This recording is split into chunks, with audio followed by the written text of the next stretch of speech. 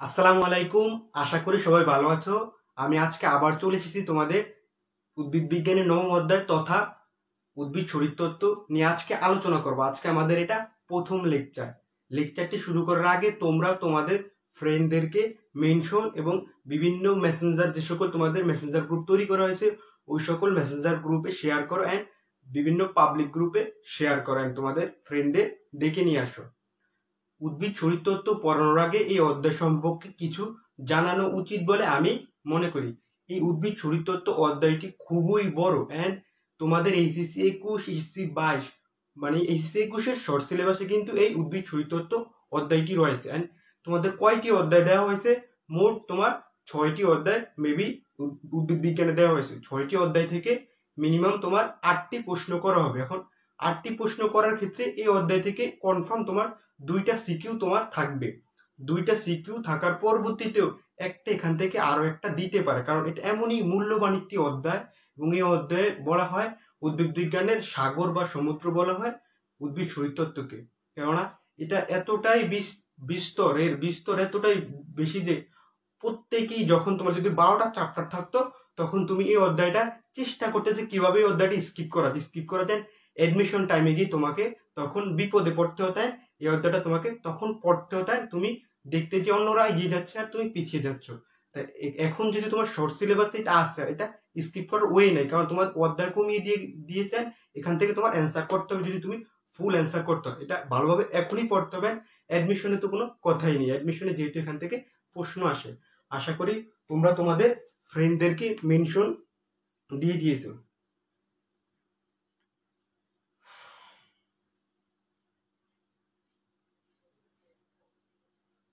আর এমনিতে লাইভে কোনো সমস্যা আছে কিনা একটু জানাও, সব ঠিকঠাক আছে কিনা।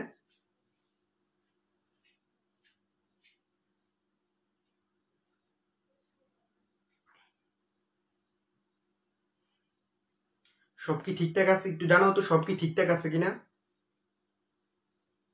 আচ্ছা তোমরা মেনশন দাও, তোমাদের ফ্রেন্ডদেরকে মেনশন দাও সব ঠিকঠাক আছে কিনা। এই জিনিসটা একটু আমাকে বলো যে ক্যামেরা সব কিছু। ফ্রেন্ডদেরকে মেনশন দেয়, লাইভটা শেয়ার করে দাও, লাইভটা বিভিন্ন গ্রুপে শেয়ার করে দাও। ফ্রেন্ড মানে লোক সংখ্যা একটু বেশি হলে ক্লাস করতে ভাল লাগে। চেষ্টা করি তোমাদের উপকার করার, এখানে তোমাদের ক্ষতি করার কোনো চেষ্টা করতেছি না। মানে তোমরা হয়তো বা এখন তোমাদের কলেজ নেই, এখন তোমরা বিচ্ছিন্ন হয়ে যাচ্ছ, কিন্তু এখান থেকে যদি তুমি শর্ট সিলেবাসটা ধীরে ধীরে কমপ্লিট করতে পারো, এক্ষেত্রে কিন্তু দিন শেষে তোমারই লাভ। অ্যান্ড তুমি এখানে কিন্তু এক্সামও চলে, রেগুলার এক্সাম চলে। অ্যান্ড এই ক্লাসের উপর কিন্তু নেক্সট দিন তোমার সকালে এর উপর 20 মার্কের এক্সাম হয়। অতএব তুমি এই ক্লাসটা করার মাধ্যমে কিন্তু এই ক্লাসের উপর বেস করেই এক্সাম হয়। ক্লাস করা অ্যান্ড এক্সাম দেয়, মানে তোমার কমপ্লিট প্রিপারেশন এখান থেকে হচ্ছে। অ্যান্ড দেন তুমি কিন্তু বড় প্রত্যেকটা চ্যাপ্টারে কিন্তু আলাদা আবার এক্সামও দিচ্ছ, মানে দুইভাবে তোমার প্রিপারেশন হচ্ছে। মানে একটু হলেও আমি মনে করি তোমরা উপকৃত হচ্ছ। আর যারা সালাম দিচ্ছ প্রত্যেককে ওয়ালাইকুম সালাম।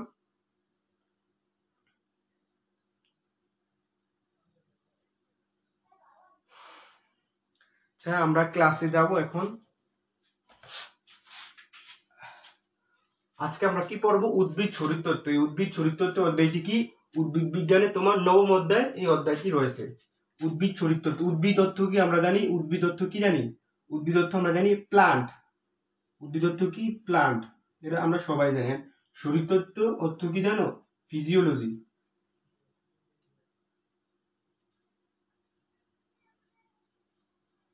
মানে কি দেখো, উদ্ভিদ শরীরতত্ত্ব মানে কি? Plant physiology. মানে যেমন মানব শরীরতত্ত্ব শুরু হয় তোমার জীববিজ্ঞানের 3য় অধ্যায় থেকে প্রায় 10 অধ্যায় পর্যন্ত মানব শরীরতত্ত্ব। উদ্ভিদ শরীরতত্ত্ব কিন্তু এই অধ্যায়টি, মানে পুরো উদ্ভিদের যে বিভিন্ন স্ট্রাকচার, শক্তি উৎপাদন, শক্তির কনভার্ট, এটিপি কনভার্ট, এই সকল কিছু কিন্তু এই অধ্যায়ে ঘটে। তো এই অধ্যায়টা তোমাদের জন্য খুবই গুরুত্বপূর্ণ, বাস্তব এবং সকল ক্ষেত্রে অধ্যায়টা গুরুত্বপূর্ণ। আচ্ছা, প্লান্ট ফিজিওলজির আবিষ্কারক। প্লান্ট ফিজিওলজির আবিষ্কারক তোমার স্টিফেন হেলস। বলো তো কে এটা? স্টিফেন হেলস কত সালে তোমার এই উদ্ভিদ শরীরতত্ত্ব বা প্লান্ট ফিজিওলজি আবিষ্কার করছে? এই জিনিসটা সবাই বলো, কত সালে? এটা কত সালে তিনি উদ্ভিদ শরীরতত্ত্বকে আবিষ্কার করছে? এই জিনিসটা কে? তাড়াতাড়ি বলো তো, কে পারো দেখি। উদ্ভিদ শরীরতত্ত্বের আবিষ্কারক যে স্টিফেন হেলস, তিনি কত সালে এই জিনিসটা আবিষ্কার করছেন? এই জিনিসটা কে পারো তাড়াতাড়ি বলো। আর আরেকটা জিনিস, সবাই বই খাতা কলম নিয়ে বসো, বই খাতা কলম নিয়ে বসো, নোট করো। আর এই জিনিসটা বলো, কত সালে তিনি এই প্লান্ট ফিজিওলজি আবিষ্কার করছেন, এই জিনিসটা সবাই বলো, কত সালে? এই জিনিসটা একটু বলো সবাই, কত সালে উদ্ভিদ শরীরতত্ত্ব তিনি আবিষ্কার করছেন? তাড়াতাড়ি তাড়াতাড়ি বলো। তিনি কত সালে উদ্ভিদ শরীরতত্ত্ব আবিষ্কার করছেন? স্টিফেন হেলস কত সালে উদ্ভিদ শরীরতত্ত্ব আবিষ্কার করছে, এই জিনিসটা বলো।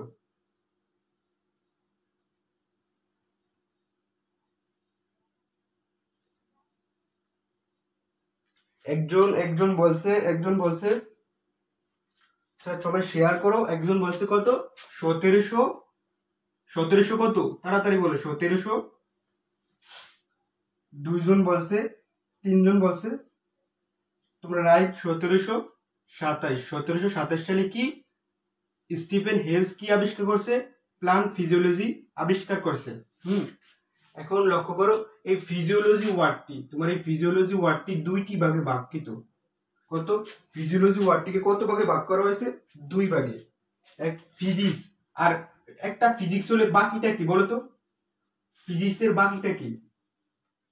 আরেকটা অন্যভাবে ভাগ করা হয়েছে, এটা কেউ কি জানো? জানলে বলো, এটা কেউ কি জানো? যদি ফিজিওলজি ওয়ার্ডটিকে দুইটি পার্টে ভাগ করা হয়, এক ফিজিক্স মানে দুইটা পার্ট থেকে এসে তোমার এই ফিজিওলজি ওয়ার্ডটি আসছে। একটা তো ফিজিক্স, আমি বললাম ফিজিক্স। আর সেকেন্ড কি? সেকেন্ড কেউ পারলে বলো। সেকেন্ড কি তোমার? লজস। লজস তো আমরা সাধারণত জ্ঞান জানি, মানে এই উদ্ভিদ শরীরতত্ত্ব সম্পর্কে জ্ঞানটা কি এখানে বোঝানো হয়েছে, লজস। আর এদেরও আর একটা বাই নেম রয়েছে, সাইড নেম বা বাই নেম, যেমন একজনের নিক নেমের পাশাপাশি আরো কিছু ডাক নাম থাকে না, ওই জিনিসগুলো। এই ফিজিক্সকে তোমার নেচারও বলে, এনে। আর এই লজসকে কি বলে বলো তো? By name. ঠিক আছে একজন ও তাড়াতাড়ি উত্তর দিতে পারবা।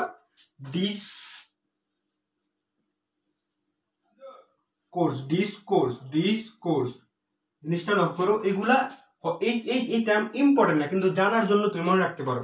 মূলত এইটা ইম্পর্টেন্ট, এই জিনিসটা তোমার ম্যাথে আসছে এই জিনিসটা, এটা মনে রাখবা স্পেশালি। নেক্সট তোমার কি জানো? নেক্সট হচ্ছে খনিজ লবণ। এই জিনিসটা আমাদের শেষ। নেক্সট খনিজ লবণ পরিশোষণ। ঠিক আছে, খনিজ লবণ পরিশোষণে মোট উপাদান কয়টি? এটা কিন্তু 19 সবাই পড়ছো। খনিজ লবণ পরিশোষণে মোট উপাদান কয়টি? কেউ পারলে তাড়াতাড়ি বলো। খনিজ লবণ পরিশোষণের মোট উপাদান বা মোট মৌল কয়টি? মানে মেইন খনিজ, মাটি থেকে যে উদ্ভিদ খনিজ লবণ পরিশোষণ করে, মাটি থেকে উদ্ভিদ খনিজ লবণ পরিশোষণ করার ক্ষেত্রে মোট কতটি উপাদান পাওয়া যায়? এর মধ্যে দুইটা ভাগ আছে, ওই দুইটা ভাগের নামও সবাই বলে ফেলো। খনিজ লবণ পরিশোষণ।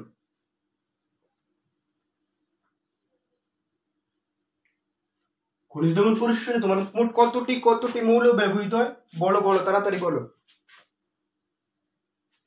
হ্যাঁ, একজন বলছে, সে তাড়াতাড়ি বলছে। খনিজ লবণ পরিশোষণে মোট তোমার 17টি মৌল ব্যবহৃত পাওয়া যায়। উদ্ভিদ 17টি মৌল বিভিন্ন উপায়ে মাটি থেকে এবং বায়ু থেকে শোষণ করে। এখন এই খনিজ লবণে এই পরিশোষণের এই 17টিকে আবার কয় ভাগে ভাগ করা হয়েছে বলো তো? 17টিকে আর কয় ভাগে ভাগ করা হয়েছে? 17টিকে তোমার দুইটা পার্টে ভাগ করা হয়েছে। কয়টা পার্টে? দুইটা পার্টে ভাগ করা হয়েছে। দুইটা পার্টের মধ্যে একটা কি, আর দুইটা পার্টের নাম বলো। 17টিকে যে দুইটা পার্টে ভাগ করা হয়েছে, এই দুইটা পার্টের নাম সবাই একটু বলো। একটা আমি লিখছি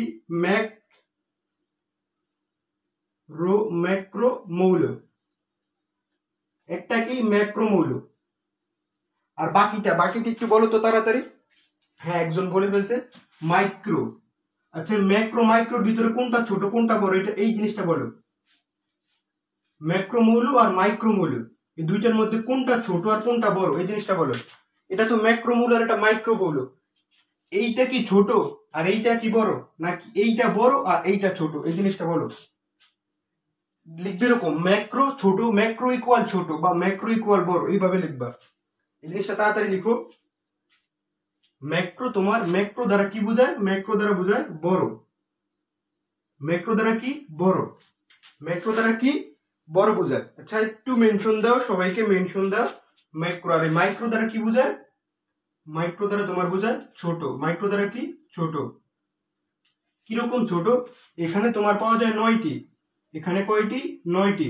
9টি 17টি 9টি এখানে পাওয়া গেলে বাকি থাকে কয়টি বলো তো? 17 থেকে ম্যাক্রো যদি 9টি পাওয়া যায়, বাকি মাইক্রো কয়টা পাওয়া যাবে? এই জিনিসটা বলো। মাইক্রো কয়টা পাওয়া যাবে বলো? মাইক্রো কয়টা পাওয়া যাবে? যদি 17টি মৌলর ভিতরে ম্যাক্রো 9টি পাওয়া যায়, মাইক্রো কয়টি পাওয়া যাবে? মাইক্রো পাওয়া যাবে 8টি। মাইক্রো পাওয়া যাবে কয়টি? 8টি। মাইক্রো পাওয়া যাবে 8টি। এখন আমাদের মূল বিষয় হচ্ছে কি, এই যে 9টি আর এই 8টি, এই দুইটা 17টি মৌল কিভাবে আমরা মনে রাখবো, ম্যাক্রোর জন্য কিভাবে, মাইক্রোর জন্য কিভাবে, এই জিনিসটা আমাদের শিখতে হবে। এই জিনিসটা আমাদের কি শিখতে হবে। হ্যাঁ তোমরা যারা যারা লিখছো প্রত্যেকেই রাইট। ম্যাক্রো, ম্যাক্রো কি? ম্যাক্রো যে সকল মৌলগুলো আমার ব্যবহৃত হয়, একটু কনসিয়াসলি ফলো করো। ম্যাগনেসিয়াম, পটাশিয়াম, ক্যালসিয়াম,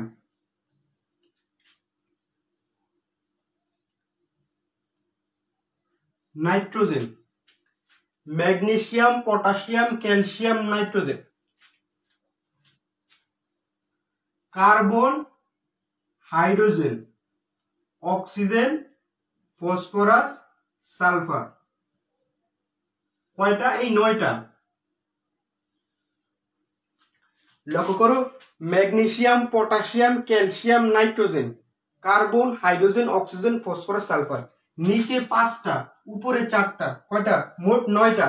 নিচে 5টা, উপরে 4টা, মোট 9টা। এখন কত হচ্ছে? এখানে 9টা, আবার এখানে আবার 8টা লিখবো।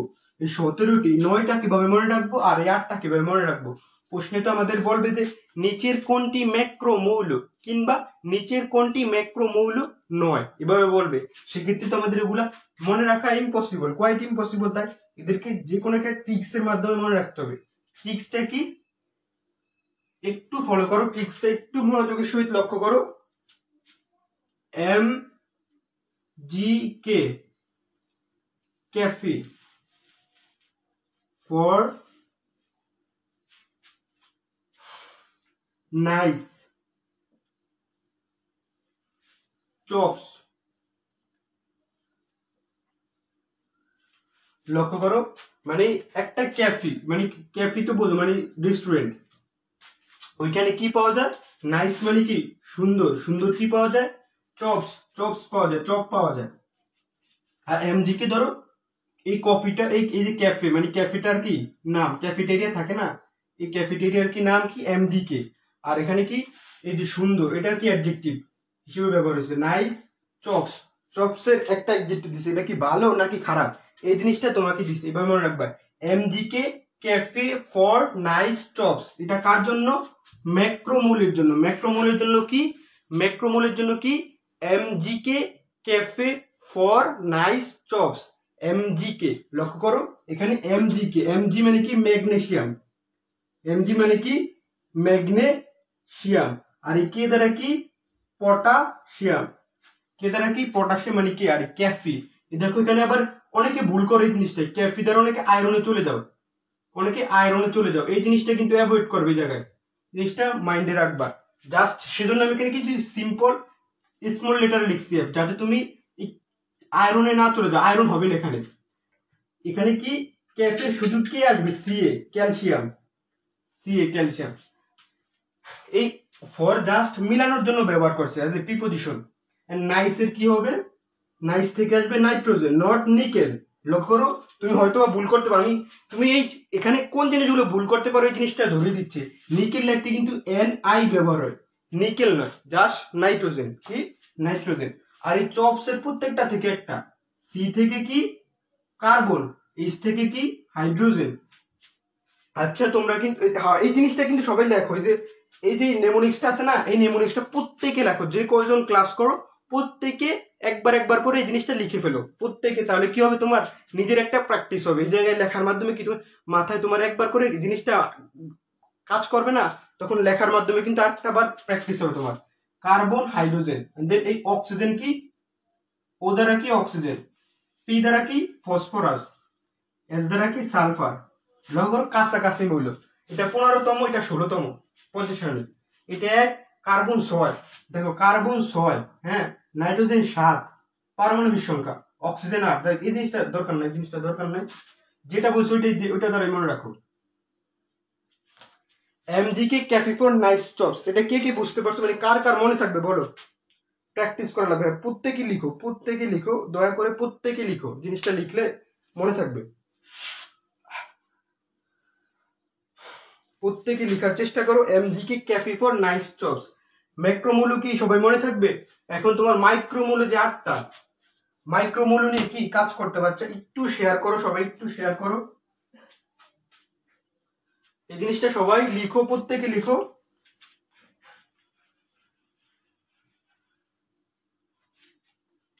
এখন তোমার মাইক্রোমূল্য, মাইক্রোমূল্য কয়টা? 8টা। 8টা কি কি? তামা, তামা, নিকেল,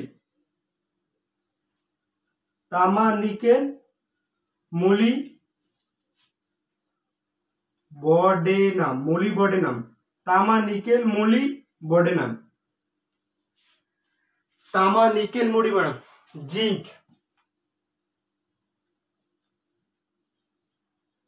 তামা, nickel, molybdenum, zinc. Boron, iron, তামা, nickel, molybdenum, zinc, boron, iron.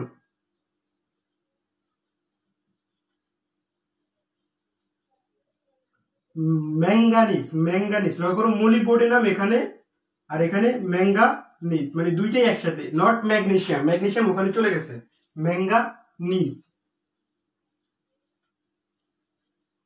একটু কনসাসের সহিত ক্লাসটা করো, বুঝতে পারবে যে কোনটা কোন জায়গায়। তামা, nickel, molybdenum, zinc, boron, iron, manganese, chlorine.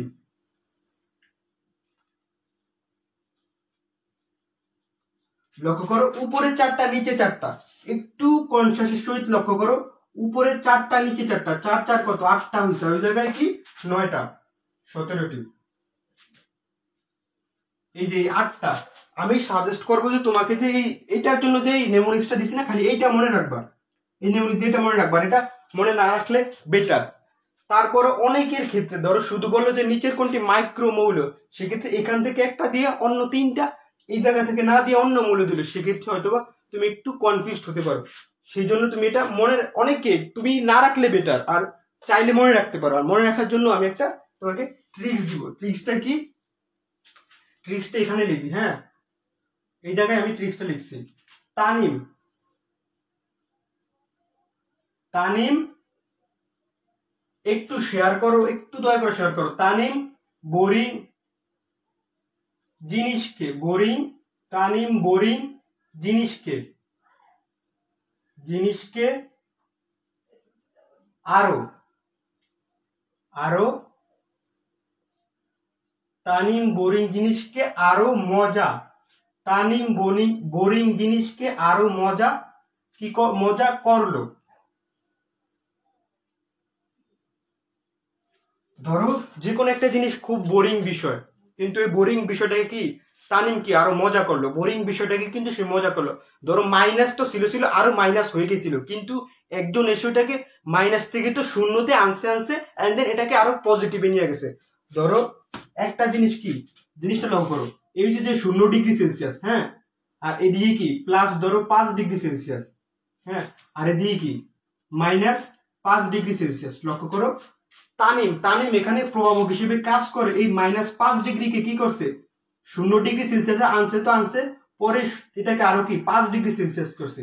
মানে জিনিসটা কি এই তানিম প্রভাবক হিসেবে কাজ করে, বোরিং জিনিসকে তো ভালো লাগাইলই, তারপর এটাকে আরো কি মজা করলো। এভাবে মনে রাখবা, তানিম বোরিং জিনিসকে আরো মজা করলো। এখন এটা টোটাল জিনিসটা এখন আমরা বুঝবো। এটা আমি না লিখি, হ্যাঁ, দেখো এই তানিম দ্বারা, তানিমের তা দ্বারা কি তামা, তানিমের তা দ্বারা কি তামা, হ্যাঁ, আর এই নি দ্বারা কি নিকেল, নি দ্বারা কি নিকেল, আর এই ম দ্বারা কি ম দ্বারা মলি বডেনাম और ম্যাঙ্গানিজ। তুমি যেটা মনে রাখো, মলি বডে নাম, মলি বডে নাম। বোরিং দ্বারা কি, বোরিং দ্বারা একটু দিগানি কারণ ওই জায়গায় জায়গা লাগবে। বোরন, বোরিং দ্বারা কি বোরন, বোরিং দ্বারা বোরন। জিনিস দ্বারা কি জিনিস, এই যে জিনিস দ্বারা কি জিঙ্ক, জিনিস দ্বারা কি জিঙ্ক। লক্ষ্য করে দেখো তানিম তামা, এই যে তামা, তামিম তা দ্বারা তামা, নি দ্বারা নিকেল, এই যে নিকেল, নি দ্বারা নিকেল। এন্ড এই যে ম দ্বারা কি মলিবডেনাম, এই যে ম দ্বারা মলিবডেনাম, এই মলিবডেনাম। বোরিং দ্বারা কি বোরন, বোরিং দ্বারা কি বোরন, এই লক্ষ্য করে এই যে বোরন। জিনিস দ্বারা কি জিঙ্ক, এই যে জিঙ্ক। দেন আরো, আরো দ্বারা কি আয়রন, আরো দ্বারা কি আয়রন। লক্ষ্য আয়রন কোন জায়গায়, এই দেখো আরো দ্বারা কি আয়রন। এন্ড মজা দ্বারা কি ম্যাঙ্গানিজ। এই মজাদার এখানে কিভাবে মনে রাখবে দেখো, এখানে ম ম্যাঙ্গা জ, এই যে নিজ লাস্টে নিজ আছে ম্যাঙ্গানিজ, এই দেখো ম্যাঙ্গানিজ, এই মজা দ্বারা ম্যাঙ্গানিজ। আর এই করলো, করলো দ্বারা কি ক্লোরিন, করলো দ্বারা কি ক্লোরিন, ক্লোরিন, করলো দ্বারা এই যে ক্লোরিন। আশা করি মনে রাখতে পারবে এই জিনিসটা। একবার সবাই লেখো, একবার একটু সবাই লেখো এন্ড শেয়ার করে দিই। তানিম বোরিং জিনিসকে আরো মজা করলো, কি তানিম বোরিং জিনিসকে আরো মজা করলো। তানিমের তা দ্বারা কি তামা, নি দ্বারা কি নিকেল, ম দ্বারা মলিবডেনাম, আরো দ্বারা কি আয়রন। তানিম বোরিং দ্বারা কি বোরন, বোরিং জিনিসকে দ্বারা কি জিঙ্ক, আরো দ্বারা কি আয়রন, মজা দ্বারা কি ম্যাঙ্গানিজ, করলো দ্বারা কি ক্লোরিন। জিনিসটা সবাই একটু লেখো, এই জিনিসটা একটু লেখো এন্ড তোমার ফ্রেন্ডদের মেনশন দাও। ক্লাসটা আমি মনে করি খুব যে খারাপ হচ্ছে এরকম না, খুব যে এরকম এর চেয়ে ভালো কেউ ভালো করাইতে পারে, কিন্তু আমি চেষ্টা করতেছি আমার দিক থেকে। সবাই একটু লেখো এই জিনিসটা, তানিম বোরিং জিনিসকে আরো মজা করলো, একটু কষ্ট করে লেখো। এন্ড দেন আমরা নেক্সট টপিকে যাব।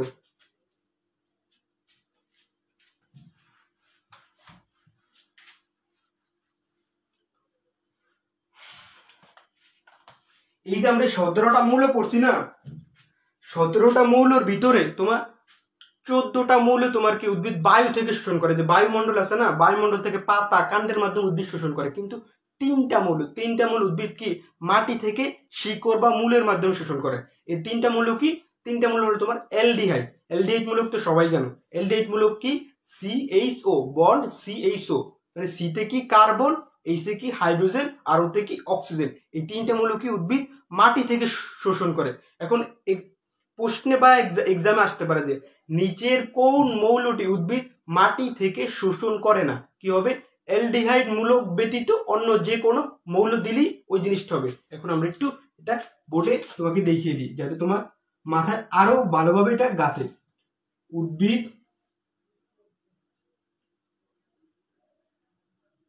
মাটি থেকে শোষণ করে,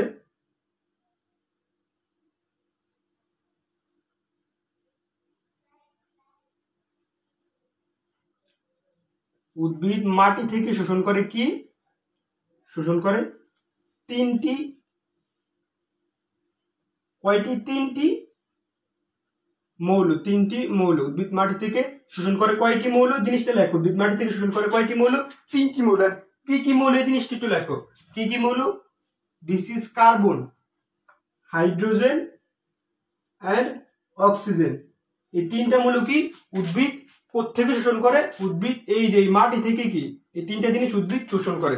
এখন এটা আমরা কিভাবে মনে রাখবো, বন্ড CHO, এটা কি, এটা তোমার কি, এটা অ্যালডিহাইড মূলক, অ্যালডিহাইড মূলক, এটা কি অ্যালডিহাইড মূলক। অ্যালডিহাইড মূলক দ্বারা আমরা মনে রাখতে পারি যে উদ্ভিদ মাটি থেকে শোষণ করে। আমরা পুরো জৈব রসায়ন ইনশাল্লাহ আমি ক্লাস নেব যদি বেঁচে থাকি, পুরো জৈব রসায়ন যে কত সুন্দরভাবে মনে রাখা যায় সেটা আমি দেখানোর চেষ্টা করবো আমার ক্ষুদ্র নলেজ দ্বারা। উদ্ভিদ মাটি থেকে শোষণ করে কি তিনটি মৌল, কার্বন, হাইড্রোজেন এন্ড অক্সিজেন। আরো হয়তোবা নেক্সট দিন তোমাদের অন্য একজন ভাইয়া ক্লাস নেবেন, নেক্সট ডে আরো অনেক ভাইয়া ক্লাস নেবে কেমিস্ট্রির উপর এবং ফিজিক্সের উপর, অন্যান্য ভাইরা ক্লাস নেবে। উদ্ভিদ মাটি থেকে শোষণ করে 3টি মৌল। আশা করি জিনিসটা সবাই একটু লেখো, এই জিনিসটা একটু লেখো যে কি কি মৌল শোষণ করে উদ্ভিদ। আমরা নেক্সট টপিকে যাব, নেক্সট টপিকে এখন যাব।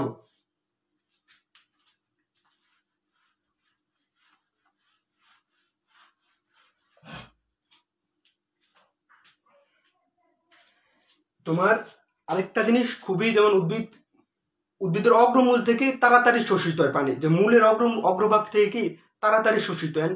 উদ্ভিদের মূলই হচ্ছে কি খনিজ লবণ শোষণের প্রধানতম অঙ্গ। এন্ড দেন কোন মৌলগুলো খুব দ্রুত শোষিত হয়, মানে কোন যৌগগুলো উদ্ভিদ খুব দ্রুত শোষণ করে আর কোন যৌগগুলো উদ্ভিদ খুব ধীরে শোষণ করে। এই জিনিসটা এবার কিন্তু মেডিকেলে হয়তো এটা এবার মনে আসছে জিনিসটা, কোন জিনিসগুলো উদ্ভিদ খুব দ্রুত শোষণ করে আর কোন জিনিসগুলো উদ্ভিদ মন্থর গতিতে শোষণ করে, এই জিনিসটা আমাদের জানতে হবে। এটা তুমি পটাশিয়াম নাইট্রেট দ্বারা মনে রাখতে পারো, একটা যৌগ পটাশিয়াম নাইট্রেট, কি দেখতে ছোট ছোট লাগে পটাশিয়াম নাইট্রেট, মানে ছোট জিনিস কি দেখো, ছোট জিনিস কিন্তু তাড়াতাড়ি দৌড়ায়। যে সকল জিনিস ভার কম, মানে কি আণবিক ভর কম, মানে যে সকল জিনিসের ভর কম, মানে মোটা সোটা ব্যক্তি কিন্তু স্থূল গতিতে দৌড়ায় বা মন্থর গতিতে দৌড়ায়, কিন্তু যারা চিকন তারা খুব ফাস্ট দৌড়ায়। এভাবে আমরা মনে রাখবে জিনিসটা, একটু লিখি আমি। মন্থর উদ্ভিদ লেখা লাগবে না, কারণ আমরা তো পড়তে আছি উদ্ভিদ, ঠিক না। মন্থর আগে গতিশীল লিখি, কারণ পজিটিভ আগে যাইলে বেটার, পজিটিভটা লিখলে ভালো হয়। আগে যদি নেগেটিভ যাই একটু সমস্যা। দ্রুত গতিতে শোষিত হয়, দ্রুত গতিতে শোষিত হয়, দ্রুত গতিতে শোষিত হয় কি, শোষিত হয়, দ্রুত গতিতে শোষিত হয় কি, তোমার একটু লেখো এই জিনিসটা, সবাই লেখো দ্রুত গতিতে শোষিত হয় কি, এই জিনিসটা সবাই লেখো। দ্রুত গতিতে শোষিত তোমার potassium ion and nitrate ion. এটা কিভাবে মনে রাখবা, জাস্ট নট, এটা একটা যোগ হিসেবে কিন্তু বইতে লেখা নাই, জাস্ট তুমি মনে রাখার জন্য KNO3 পটাশিয়াম নাইট্রেট হিসেবে মনে রাখতে পারো কি দ্রুত গতিতে শোষিত হয়। আর নেক্সট কি মন্থর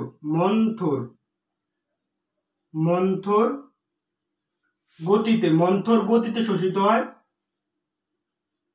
মন্থর গতিতে শোষিত হয় কি, মন্থর গতিতে শোষিত হয় তোমার calcium 2+ ion and sulphate 2- ion.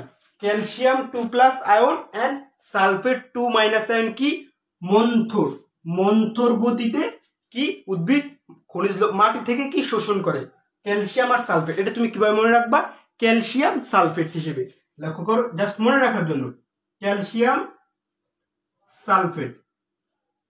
লক্ষ্য করো এই জিনিসগুলোর কি আণবিক ভর একটু বেশি, আণবিক ভর এটা থেকে এটার বেশি, আবার এটা থেকে এটার বেশি। আর দেখতেও কি একটু বড় বড়, দেখো এখানে 4টা লেটার আর এখানে কত 3টা লেটার। অক্সিজেনের সংখ্যা এখানে 4টা বেশি, এখানে 3টা।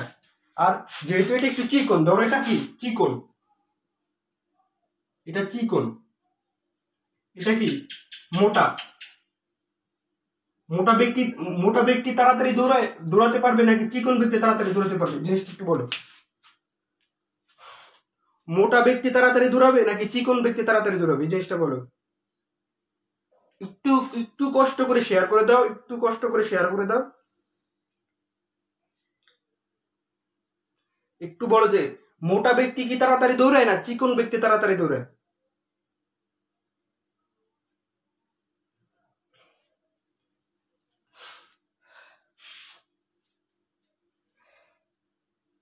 একটু তাড়াতাড়ি বললে সুবিধা হয়, ক্লাসটা তো তাড়াতাড়ি শেষ করতে হবে।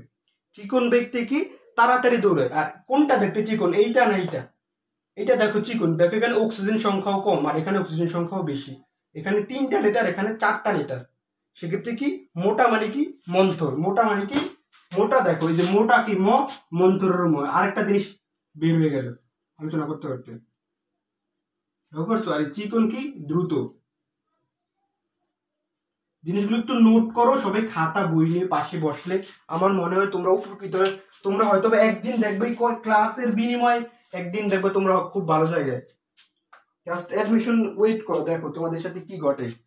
যে এই ক্লাসগুলো করতেছো, পরীক্ষা দিতেছো, দেন তোমরা অবশ্যই তো একটা শিক্ষিত কোচিং এ ভর্তি হবা। আমরা তো বলছি না এখানে আমরা কোচিং করবে, সবসময় ফ্রি থাকবে।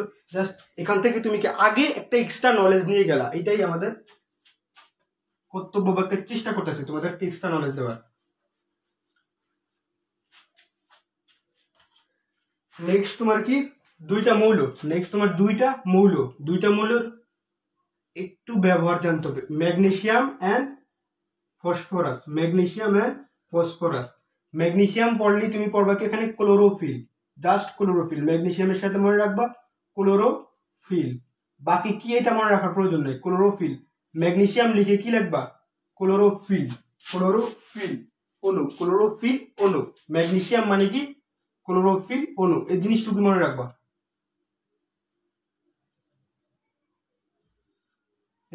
ফসফরাসের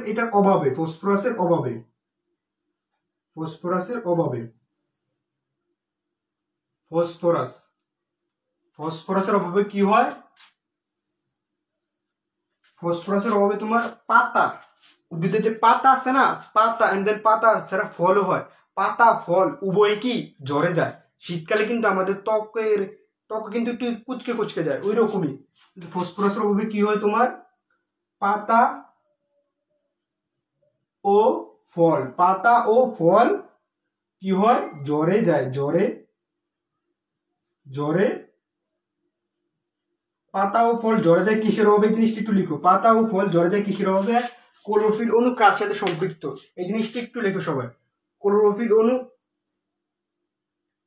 ক্লোরোফিল অণু কিসের সাথে সম্পৃক্ত, এই জিনিসটা রাইখা দেবো, বুঝি নাই ভাই তোমার ভাই, এটা রাইখা দিয়ে একটু বুঝিনি, একটু কুচকে যায়, ঠিক আছে কুচকে না। তোমার জিনিসটা আমি বলছি যে ম্যাগনেসিয়ামের সাথে কার রিলেশন অ্যান্ড ফসফরাসের সাথে কার রিলেশন, মানে অভাবে কি হয়, এই জিনিসটা তুমি লেখলে কি হয় তোর মাথায় কিন্তু একবার কাজ করে যে এই জিনিসটা লিখতেছি, তুমি টাইপ করতেছো তখন আরেকবার আরেকটু কাজ করে, তুমি নোট করতেছো আরেকটু কাজ করে, তুমি বই দেখতেছো আরেকটু কাজ করতেছে, আমি যে বলতেছি তখনও কাজ করতেছে, মানে কতভাবে তোমার এই জিনিসটা কি প্রভাব পড়ে, তখন প্রভাব পড়লে কিন্তু অটোমেটিক তোমার মাথায় সেট হয়।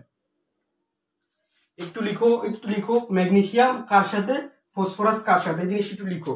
সহজভাবে পড়বো না, কঠিনভাবে পড়বো না, সহজভাবে পড়বো। একটু শেয়ার করে দাও তোমার পরিচিত যে কোনো গ্রুপ বা যে কোনো জায়গায় একটু শেয়ার করে দাও, মেসেঞ্জার গ্রুপে পারলে আবার শেয়ার দাও, আর অন্যান্য যে কোনো তোমার পরিচিত যে কোনো পাবলিক গ্রুপে তুমি শেয়ার দাও জিনিসটা। ক্লাসটা কি খুব খারাপ হইতেছে তোমার কাছে, কি মনে হয় এই জিনিসটা একটু ভাবো, একটু ভাবলে তুমি বুঝতে পারবা।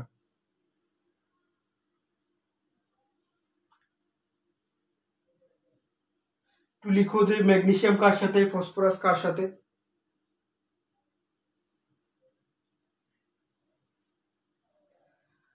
আচ্ছা আমরা নেক্সটে যাব উপকারী মৌল।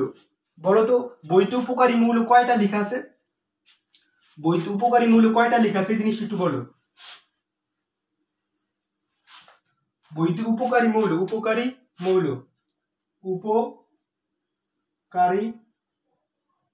বইতে উপকারী মৌল কয়টা লেখা আছে, এই জিনিসটা একটু বলো। উপকারী মৌল অনেকগুলো, কিন্তু বইতে লেখা আছে মূলত চারটা উপকারী মৌলের কথা লেখা আছে। মৌলগুলো কি কি তোমার,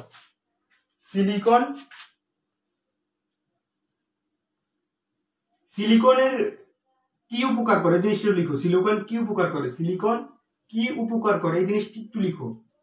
সিলিকন। নেক্সট কি তোমার সোডিয়াম কি উপকার করে এই জিনিসটা লিখো, প্রত্যেকটার জন্য লেখো। সোডিয়াম কি উপকার করে, সোডিয়াম কি উপকার করে জিনিসটা লিখো। সিলিকন কি উপকার করে, সোডিয়াম কি উপকার করে জিনিসটা একটু লিখো। Silicon, sodium. নেক্সট কোবাল্ট কি উপকার করে জিনিসটি বলো।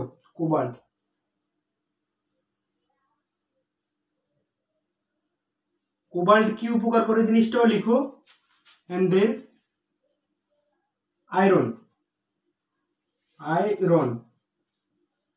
আয়রন কি উপকার করে লিখো। আয়রনের অভাবে আমাদের কি হয়, গলগণ্ড হয়। আর গলগণ্ড কিসের অভাবে হয়, লবণ কম খেলে আমাদের গলগণ্ড অভাব হয়। কি আচ্ছা, একটু মেনশন দাও, একটু মেনশন এন্ড শেয়ার দাও, তোমার ফ্রেন্ডদের মেনশন শেয়ার দাও।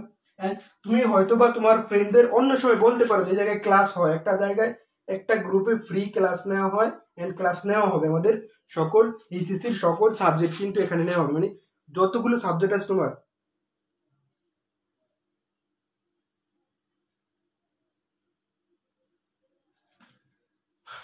তোমার যতগুলো সাবজেক্ট আছে ইসিসি শর্ট সিলেবাসে প্রত্যেকটা সাবজেক্টের মানে প্রত্যেকটা অধ্যায় নেওয়ার চেষ্টা করা হবে যতটুকু সময়ের ভিতরে কভার করা যায়। সিলিকন তোমার ঘাসের জন্য, ঘাস উদ্ভিদের ঘাসের জন্য, ঘাসের সিলিকন কিসের জন্য? ঘাসের জন্য। সোডিয়াম কি?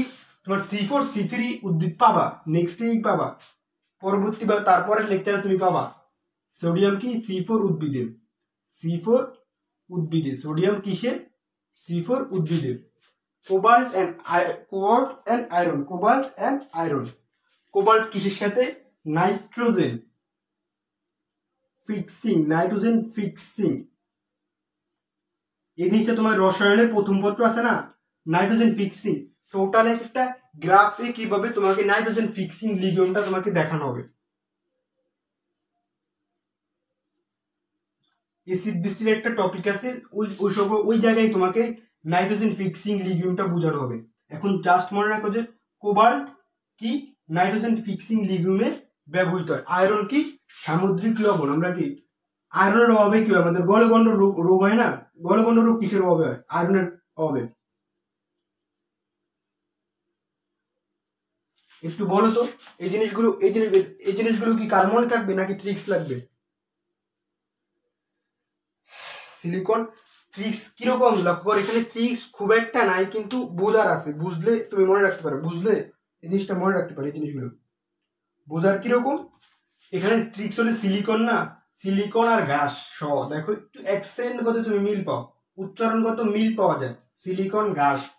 আর আয়রন মানে কি? গলগণ্ড রোগ না, গলগণ্ড রোগ। আমরা কি 6-7 তোমার শারীরিক শিক্ষাতে 19 আমরা পড়ছি বায়োলজিতে। গলগণ্ড রোগ কিসের অভাবে হয়? যদি লবণ কোনো অঞ্চলে তোমার যদি লবণের অভাব থাকে, ওই সকল অঞ্চলে গলগণ্ড রোগ দেখা যায়। যে গলার এটা আছে না আমাদের, এই যে এই জিনিসটা তাদের অনেক ফুলে, যেরকম ফুলে যায়, কিসের অভাবে? তোমার আয়রনের অভাবে। আয়রন কিসের? আয়রনের সাথে সম্পৃক্ত কি? সামুদ্রিক লবণ, মানে সমুদ্র যেখানে পাওয়া যায় ওই সকল অঞ্চলে আয়রন বেশি থাকে। গলগণ্ড রোগ কি? সামুদ্রিক লবণ অ্যান্ড এই আয়রনের সাথে রিলেটেড। আর এই দুইটা তোমার নিজ দায়িত্বে মনে রাখবা, এই দুইটি একটু নিজ দায়িত্বে বারবার প্র্যাকটিসের মাধ্যমে মনে রাখবা। আশা করি এই জিনিসটা সবাই লেখো, একটু লিখো অ্যান্ড শেয়ার মেনশন দাও, দয়া করে শেয়ার মেনশন দাও সবাইকে।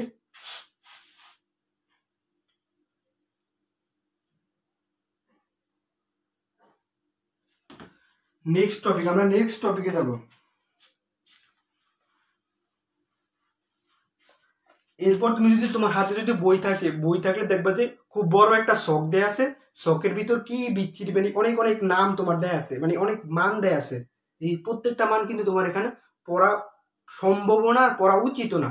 এই জিনিস পড়তে গিয়ে তোমার অনেক যে সকল ইম্পর্টেন্ট জিনিসগুলো কি তুমি মিস করবা কিংবা মনে থাকবে না। তুমি পড়বে কিন্তু মনে থাকবে। এখান থেকে আমি সাজেস্ট করি না পড়লেই বেটার। আর যদি তুমি একান্তই পড়তে চাও তাহলে প্রথম হাইড্রোজেন পড়বা, আর নেক্সট কি পড়বা?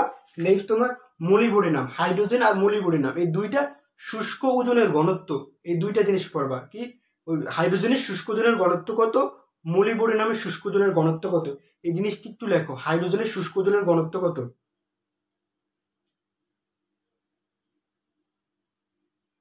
আয়োডিন, আসলে সংক্ষিপ্ত আয়োডিন।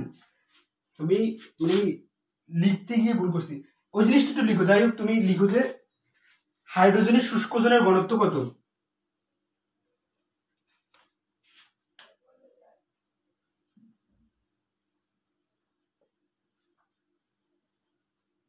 হাইড্রোজেনের শুষ্ক ওজনের ঘনত্ব কত, মলিবডেনামের শুষ্ক ওজনের ঘনত্ব কত, এই দুইটা জিনিস দেখো সবাই। মৌল এন্ড শুষ্ক ওজনের ঘনত্ব। হাইড্রোজেনের শুষ্ক ওজনের ঘনত্ব কত একটু লিখো।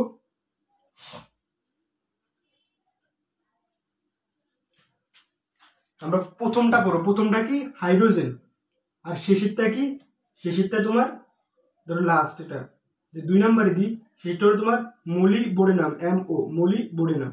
এই দুইটার কি হাইড্রোজেনের শুষ্ক জলের ঘনত্ব কত, মোলিবডেনামের শুষ্ক জলের ঘনত্ব কত, একটু লিখো একটু লিখো। হ্যাঁ, একজন লিখছে, দুইজন লিখছে,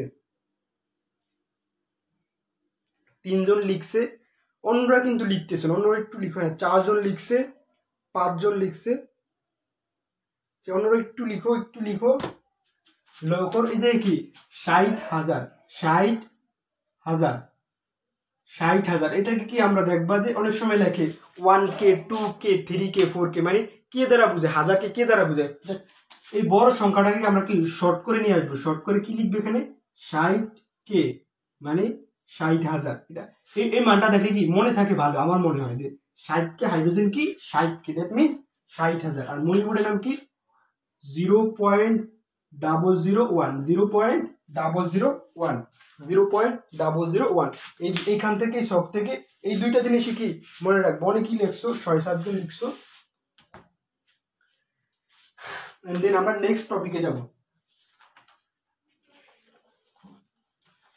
নেক্সট টপিক কি তোমার মাটিতে খনিজ লবণের প্রাপ্যতা।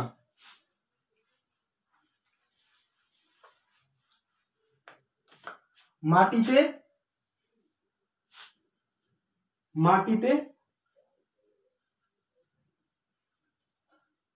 খনিজ লবণের প্রাপ্যতা, খনিজ লবণের, মাটিতে খনিজ লবণের কি প্রাপ্যতা।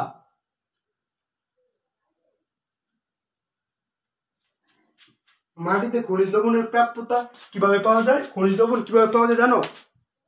এই জিনিসটা কি, মাটি আছে না, মাটির সাথে কি উদ্ভিদের মূল তথা শিকড়ের সাথে একটা কানেকশন। এই কানেকশনটা কিভাবে হয়, একটা ধরো তুমি আমাকে 5 টাকা দিলে, রিটার্ন তুমি এরকম দিলে যে পরবর্তীতে আমি তোমাকে 6 টাকা দিব, এরকম মানে এক্সচেঞ্জ করে।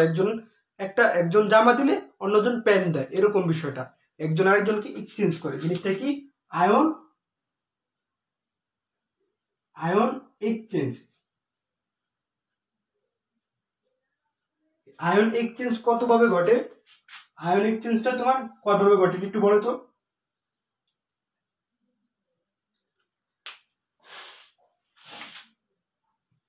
আয়ন এক্সচেঞ্জটা কয়ভাবে ঘটে একটু বলো, আয়ন এক্সচেঞ্জটা কয়ভাবে ঘটে, আয়ন এক্সচেঞ্জটা কয়ভাবে ঘটে একটু বলো তাড়াতাড়ি।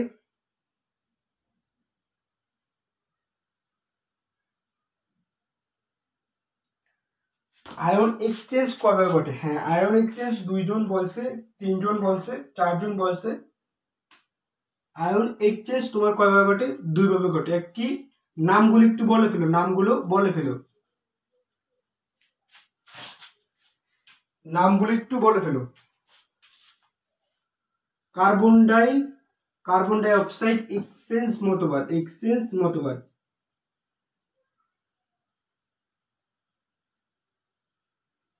কার্বন ডাই অক্সাইড এক্সচেঞ্জ মতবাদ এন্ড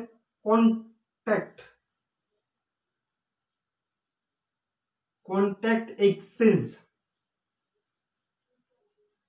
মানে তো বিনিময়।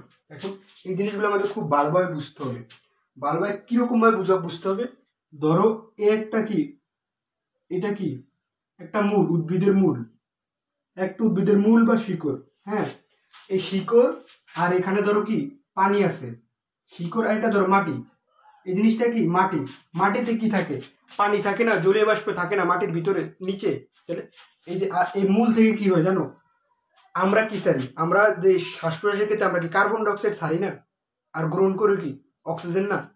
আর মাটির ক্ষেত্রে এখান থেকে তোমার কি কার্বন ডাইঅক্সাইডটা আসবে, কার্বন ডাইঅক্সাইডটা পানির সাথে মিশবে। এটা মাটির নিচে বলে কি কার্বন ডাইঅক্সাইডটা ছাড়তেছে, মাটির নিচে কার্বন ডাইঅক্সাইড আর পানি মিশ্রিত হবে। লক্ষ্য করো, এখানে একটু লক্ষ্য করো, কার্বন ডাইঅক্সাইড প্লাস পানি, কার্বন ডাইঅক্সাইড আর পানি মিশ্রিত হয়ে কি কোন অ্যাসিড তৈরি করে একটু বলো তো। কার্বন ডাইঅক্সাইড প্যাসিভ অ্যাক্টিভ, এটা এখনো না প্যাসিভ অ্যাক্টিভ, না প্যাসিভ অ্যাক্টিভ না, এটা পরে কার্বন ডাইঅক্সাইড আর পানি মিলে কোন অ্যাসিড তৈরি করে এই জিনিসটা একটু বলো।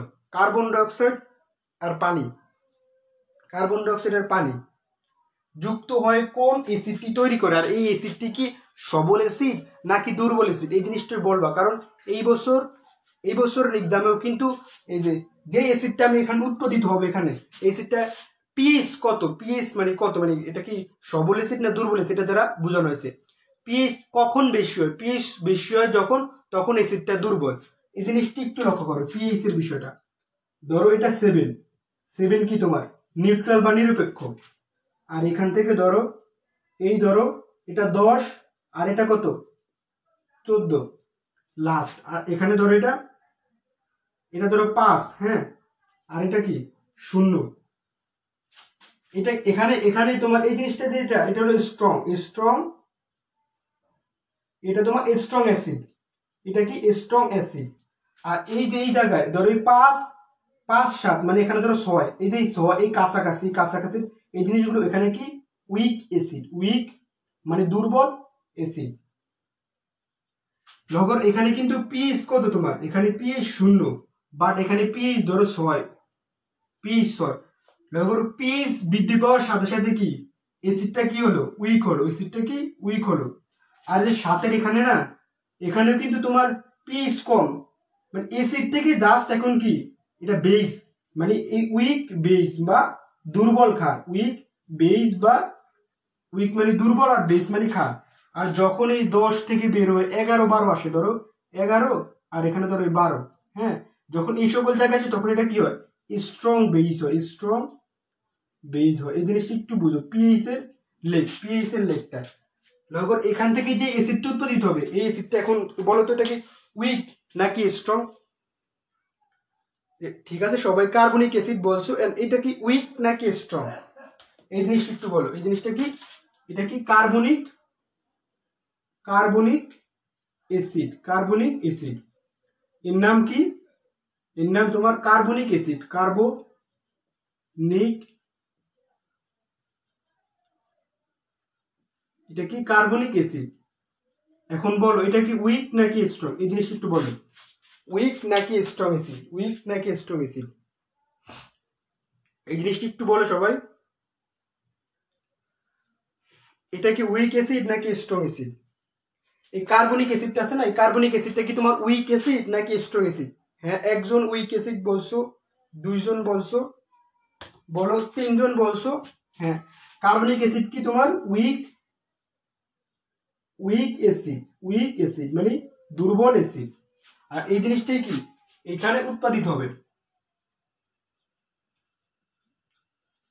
এটা কিন্তু তোমার সিকিউর জন্য important, creative question, that means সৃজনশীলের জন্য তোমার ইম্পর্টেন্ট।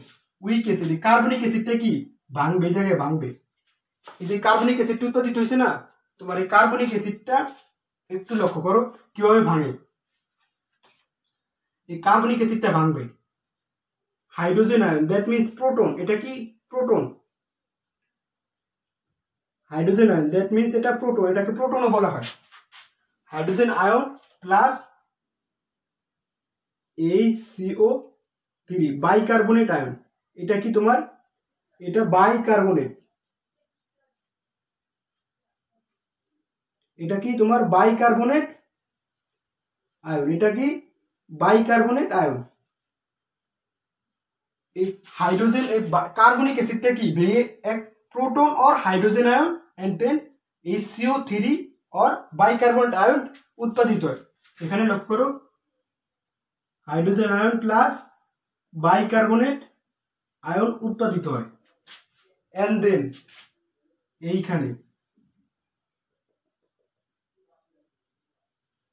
একটু লক্ষ্য করো, একটু মনোযোগ দাও, এখানে মনোযোগ দিলে অনেক কিছু বোঝার আছে, অনেক কিছু বোঝার আছে। এইটা তোমার মাটির কণা, এটা কি, এটা মাটির কণা,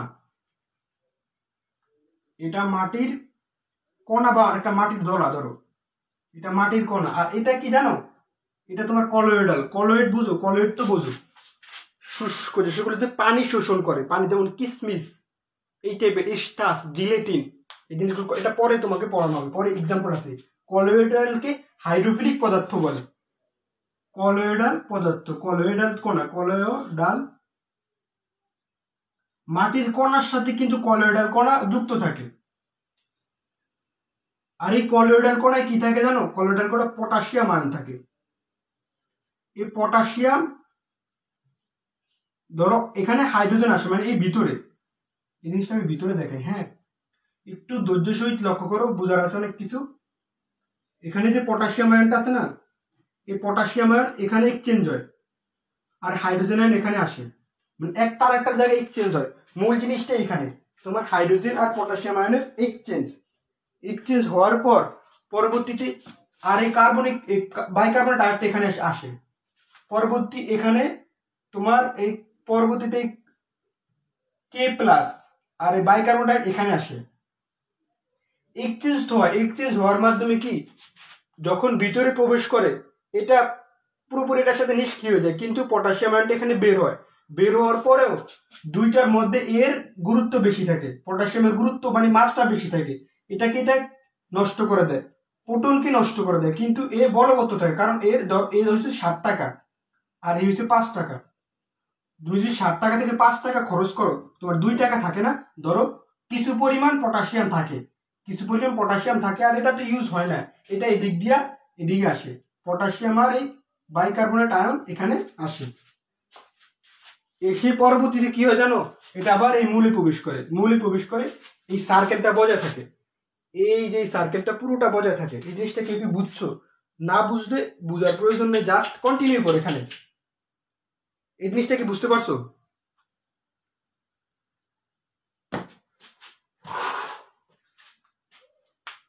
সিকিউতে আসে, অনেক সময় আসে, তুমি টেস্ট করে সলভ করলে জিনিসটা পাবা। নেক্সট আমাদের কন্টাক্ট এক্সচেঞ্জ মতবাদটা পড়তে হবে।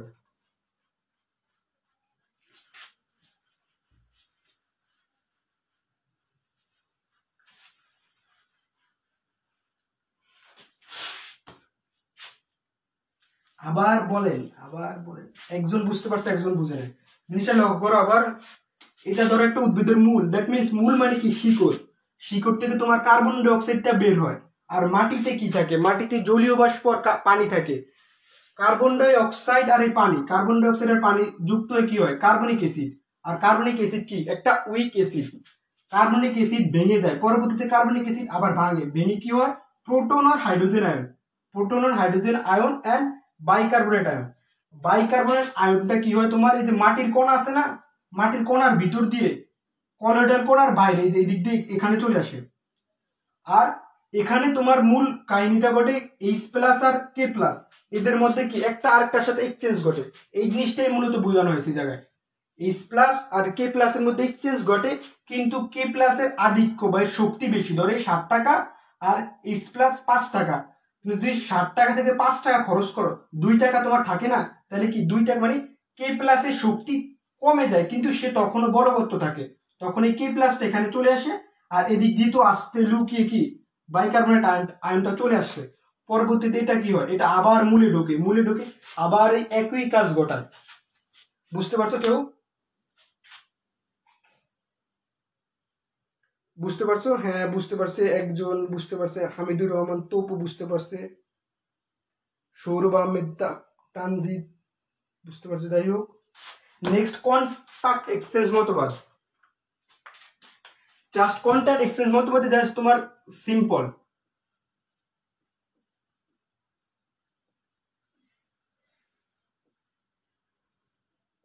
এই যে কি ঘটে জানো? এই জায়গায় জাস্ট তোমার পটাশিয়াম আয়ন আর হাইড্রোজেন আয়ন और प्रोटोन, পটাশিয়াম আয়ন আর হাইড্রোজেন আয়ন, এদের মধ্যে কি একটা আরেকটার ভিতরে তোমার এক্সচেঞ্জ ঘটে। এই জিনিসটাই ঘটে, জাস্ট এই জিনিসটাই ঘটে। আর এখানে যদি কিছু মনে না রাখতে পারো, carbon die oxide exchange মতবাদে just মনে রাখবো কার্বনিক অ্যাসিড উৎপাদিত হয়, আর কার্বনিক অ্যাসিড একটা কি দুর্বল অ্যাসিড। আর এই জায়গায় মনে রাখবো কি পটাশিয়াম আর হাইড্রোজেন আয়নের মধ্যে কি একটা আরেকটা বিনিময় ঘটে। জাস্ট এইটুকু মনে রাখলে তোমার এমসিকিউর জন্য এনাফ। নেক্সট এবং আজকের লাস্ট টপিক আমরা পড়বো। এই জিনিসটা কেউ বুঝতে পারছো বা বুঝতে পারছে অনেকেই বলছে? আচ্ছা, কারো কোনো প্রশ্ন থাকলে বলতে পারো। কারো কি কোনো প্রশ্ন আছে?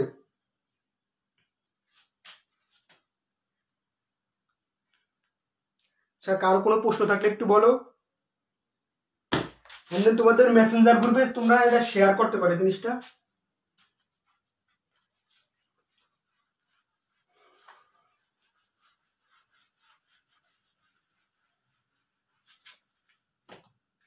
আজকে লাস্ট টপিক উদ্ভিদ খনিজ লবণ পরিশোষণ প্রক্রিয়া।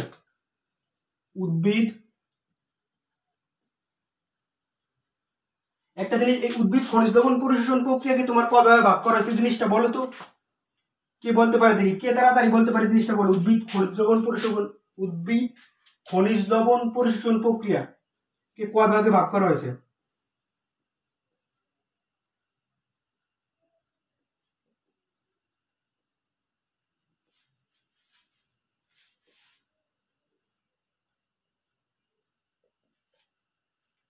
উদ্ভিদ খনিজ লবণ পরিশোষণ প্রক্রিয়াকে কয় ভাগ? দুই ভাগে। একজন বলছে, দুইজন বলছে, তিনজন বলছে, আর কেউ চারজন বলছে, পাঁচজন, ছয়জন, আর কেউ জানো? উদ্ভিদ প্রত্যেকের হয়েছে, সাতজন বলছে, আর লাগবে না। উদ্ভিদ খনিজ লবণ পরিশোষণ প্রক্রিয়াকে দুই ভাগে ভাগ করা হয়। এখান থেকে তোমার প্রশ্ন আসছে, এখান থেকে তোমার ম্যাটেও প্রশ্ন আসছে, ডেটেও প্রশ্ন আসছে, এই জায়গা থেকে জাস্ট এদের নাম থেকে। আর এখানে তোমার সিকিউ আসবে তোমার জাস্ট একটা, যেটা বলে দিবে, এটা নেক্সট ক্লাসে পড়াবো। একটা কি তোমার সক্রিয় অর অ্যাক্টিভ, সক্রিয় অর অ্যাক্টিভ পরিশোষণ প্রক্রিয়া, সক্রিয় অর অ্যাক্টিভ পরিশোষণ প্রক্রিয়া। আর একটা কি নিষ্ক্রিয় অর প্যাসিভ অর ইনঅ্যাক্টিভ, নিষ্ক্রিয় or passive or inactive absorption, মানে পরিশোষণ মানে অ্যাবজর্বেশন, অ্যাবজর্বেশন প্রসেস।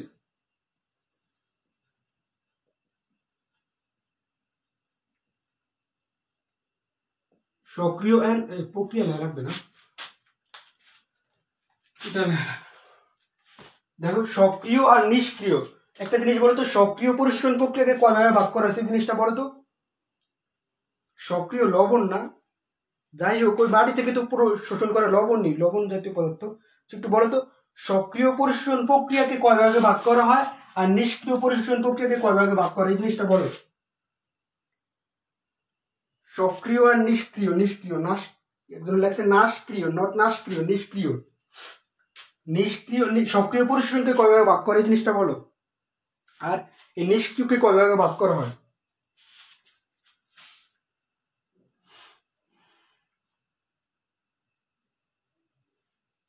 সক্রিয়কে কয় ভাগে ভাগ করা হয় একটু তাড়াতাড়ি বলো, অনেক সময় হয়ে গেছে। বলো সক্রিয় পরিশোষণ প্রক্রিয়াকে কয় ভাগে ভাগ করা হয়?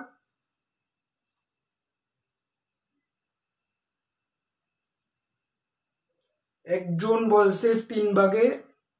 আর এটা কিসের উপর ভাগ করা হয় এই জিনিসটা একটু বললো। সক্রিয় পরিশোষণ প্রক্রিয়া কিসের উপর ভিত্তি করে যে তুমি যে ভাগ বলছো, এই জিনিসটা কিসের উপর? ওই যে বলছে 3 ভাগে, ওই পরবর্তীটাও বলছে অন্য কেউ, আর কেউ কিসের উপর, যে সক্রিয় কি কিসের উপর, দুইজন বলছে এটাকে কিসের উপর, যে তুমি যেই ভাগে বলছো যে ভাগ করে, কিসের উপর ভিত্তি করে ভাগ করা হয় এই জিনিস একটু বললো। একজন বলছে 4 ভাগে 2টাই, 4 ভাগে না, 4 ভাগে 2টা না, 4 ভাগে 2টা না, সিয়াম বলছে 4 ভাগে 2টা, এটা না। নট মতবাদের ভিত্তিতে, এগুলো প্রত্যেকটাই একটা মতবাদের ভিত্তিতে না, মতবাদের ভিত্তিতে না, মতবাদের ভিত্তিতে না বলতেছি। এটা তোমার আয়নের উপর ভিত্তি করে, আয়ন বায়কের উপর ভিত্তি করে সক্রিয় পরিশোষণ প্রক্রিয়াকে কয় ভাগে ভাগ করা? তোমার 3 ভাগে সক্রিয় পরিশোষণ প্রক্রিয়াকে ভাগ করা হয়। লুন্ডেগর, এই লুন্ডেগরই তোমার খুব ইম্পর্টেন্ট সিকিউর জন্য। এটা নেক্সট ক্লাসে পড়াবো। লুন্ডেগর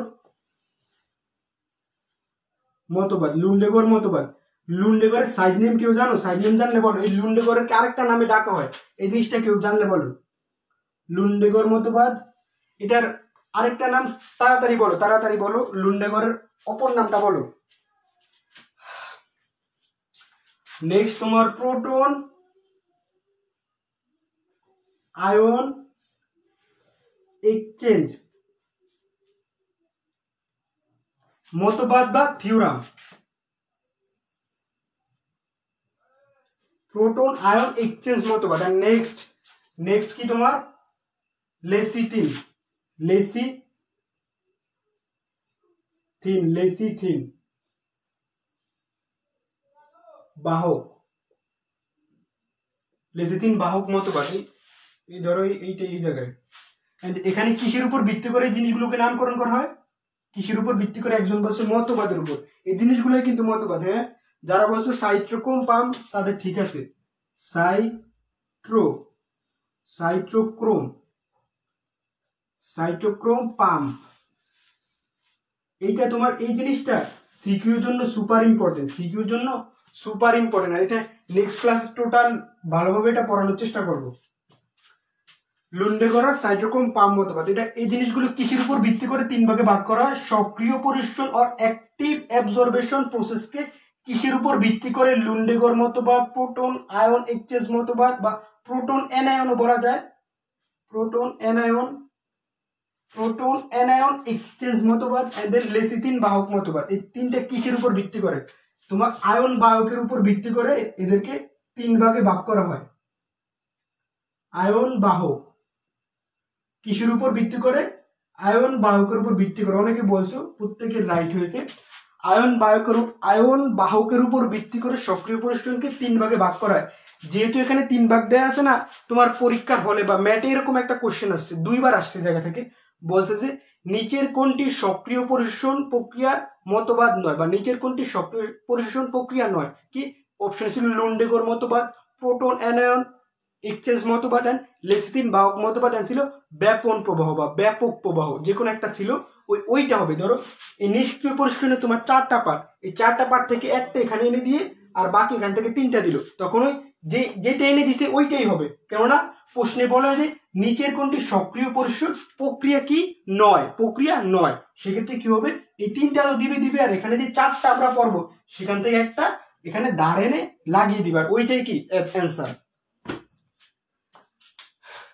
নিষ্ক্রিয় और ইনঅ্যাক্টিভ অ্যাবজর্বেশন প্রক্রিয়া কি কি? এই জিনিসগুলো সবাই একবার করে লেখো। নিষ্ক্রিয় পরিশোষণ প্রক্রিয়া কি কি জিনিসটা লেখো তো। প্রথম কি?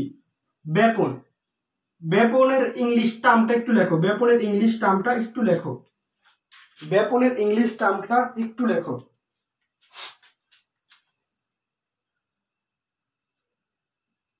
আয়ন বিনিময়। সেকেন্ড কি? আয়ন বিনিময়। থার্ডটা একটু বলো তো, থার্ড কি?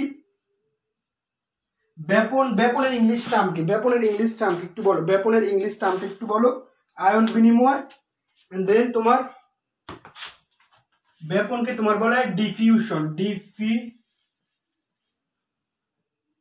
ডিফিউশন কি? ব্যাপন কি? আয়ন বিনিময়। নেক্সট একজনের নাম ডোনান, তার উপর ভিত্তি করে, মানে সে আবিষ্কার করছে তাই তার নামের উপর ভিত্তি করে সে একটা মতবাদ দিয়ে দিয়েছে। ডোনান ইকুইলিব্রিয়াম,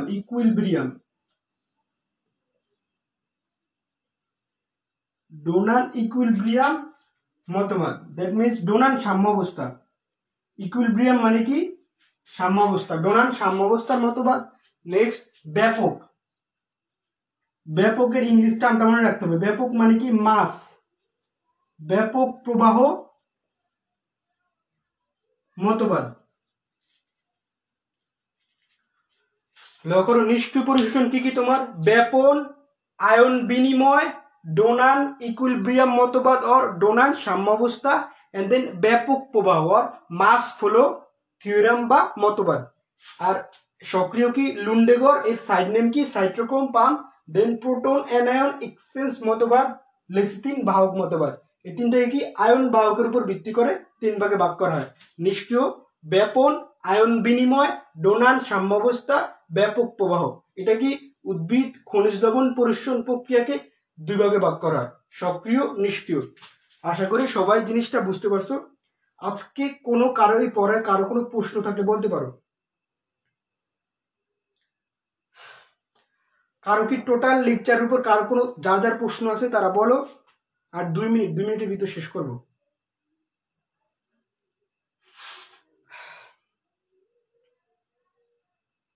কারো কোনো প্রশ্ন থাকলে একটু বলো, তাড়াতাড়ি বলো।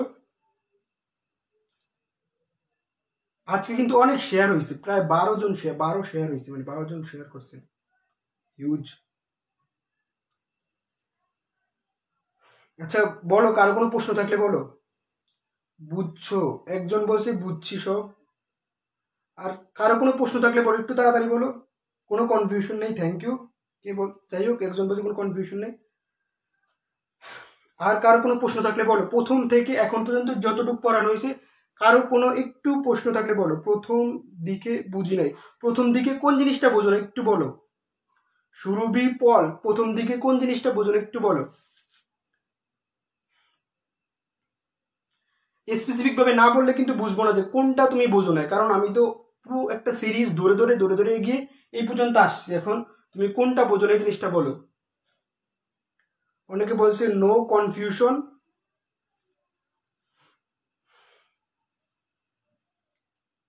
একটু তাড়াতাড়ি বলো, অনেক টাইম হয়ে গেছে, প্রায় ওয়ান আওয়ার কমপ্লিট। আর কোনো কোশ্চেন, কারো কোনো কোশ্চেন থাকলে বলো, একটু তাড়াতাড়ি বলো। একজন বলছে কনফিউজ, তুমি কি নিয়ে কনফিউজ এই জিনিসটা বলো। আর একজন বলছে সক্রিয়, না সক্রিয় পরিশোধন মতবাদ বুঝবো অন্যদিন, নেক্সট ক্লাসে আমরা যে লুন্ডেগর বা সাইট্রোক্রোম পাম মতবাদ টোটাল, এটা তো আমরা জাস্ট পড়াইনি, আজকে জাস্ট তোমার প্রকারভেদগুলো দেখিয়ে দিলাম। আজকে প্রকারভেদগুলো দেখিয়ে দিলাম, নেক্সট আমরা প্রত্যেকটা আলাদা আলাদা ব্যাখ্যা দেওয়ার চেষ্টা করব। আরেকজন বলছে কনফিউজড, কি কোনটায় কনফিউজড এই জিনিসটা একটু বলো।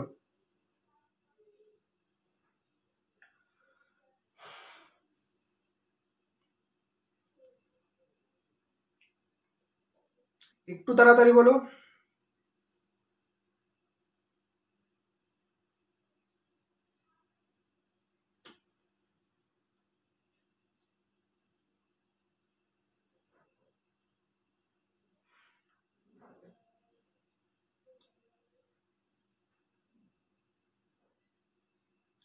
আরেকজন বলছে কোনো কনফিউশন নেই, no confusion, no confusion, that means অনেকের কোনো কনফিউশন নেই।